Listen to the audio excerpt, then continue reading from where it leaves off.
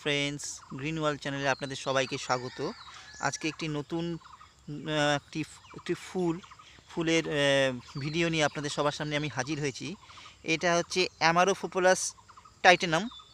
এই ফুলটি কদাচিৎই যে কোনো জায়গায় হয়তো ফুটে থাকে।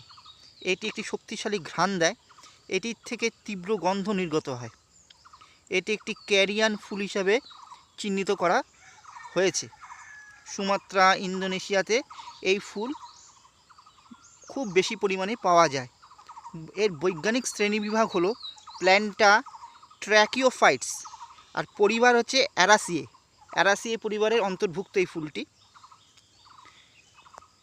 দেখতে পাচ্ছেন ইন্দোনেশিয়া, সুমাত্রাতে পাওয়া যায়। আর আমাদের বাংলা এবং পশ্চিমবঙ্গ এসব জায়গাতে হয়তো কোনো জঙ্গল জায়গাতে এই ফুল কদাচিৎই ফোটে এবং দেখা যায়। দেখতে পাচ্ছেন।